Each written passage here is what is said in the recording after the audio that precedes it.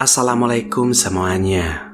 Pada awal Juni 2025, polisi Rio de Janeiro melakukan operasi di favela Gardenia Azul dalam upaya menangkap pemimpin kartel CV. Tapi mereka ngelihat sesuatu yang gak biasa. Ada seorang wanita dalam baku tembak dan dia tampak gak takut. Dia menghadapi polisi dengan mata berapi-api. Begitulah cara pengedar narkoba yang dikenal sebagai Diaba Loira atau Iblis Pirang menjadi terkenal di Rio de Janeiro, bahkan di seluruh Brazil. Si Iblis Pirang berasal dari Santa Catarina, sebuah negara bagian kaya di Brazil dengan tingkat kejahatan yang rendah dibandingin dengan wilayah lain di negara itu. Diaba gak punya masa kecil yang sulit, malahan dia berasal dari keluarga kaya. Bahkan ayahnya adalah seorang polisi. Setelah operasi di Santa Catarina, dia ditangkap 2 kali karena dicurigai terlibat dalam pembunuhan. Salah satunya melibatkan seorang wanita tapi dibebasin karena kurangnya bukti. Pada tahun 2022, Diaba selamat dari percobaan pembunuhan yang dilakuin suaminya, tapi dia menderita luka tusuk di tangan. Saat itu Diaba dianggap sebagai korban dan suaminya sebagai pembunuh wanita yang kejam. Tapi hari ini kita mungkin bertanya-tanya apa yang dia lakuin sampai bikin suaminya menikam Diaba. Tiba-tiba aja suatu hari Diaba udah bergabung dengan faksi kriminal. Diaba lalu dikirim untuk berperang di zona barat untuk melawan milisi atau petugas polisi yang korup. Setelah ditangkap 2 kali, Diaba mendapat undangan untuk bekerja di Rio de Janeiro. Diaba pergi ke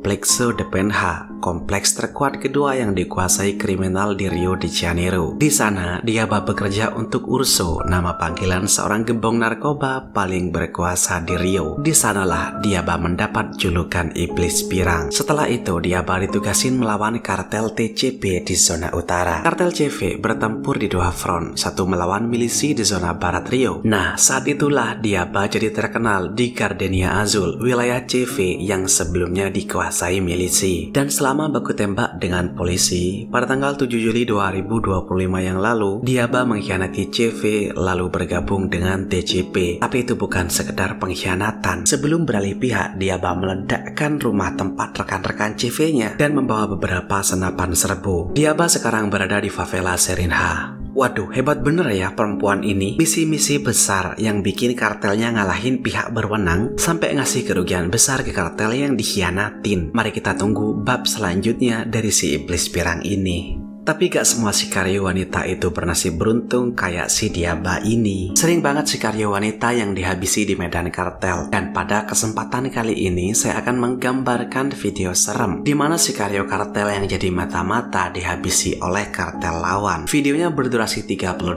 detik yang direkam pada malam hari di lahan kosong. Video dibuka dengan seorang korban wanita udah tidur di tanah. Di sana ada beberapa sikaryo yang lagi nancep-nancepin pisau ke punggung korban, dan ada sikaryo lain yang berusaha ngelepasin kepala korban. Korban saat itu masih sadar dan kelihatan banget kalau korban ngerasa kesakitan. Rambut korban yang panjang ditarik ke atas untuk memudahkan pelepasan kepala. Kegiatan menancap-nancapkan pisau ke punggung dan sayatan di leher terus dilakuin sampai akhir video. Cairan merah udah mengalir ke punggung korban. Sebelum kepala lepas, videonya pun berakhir.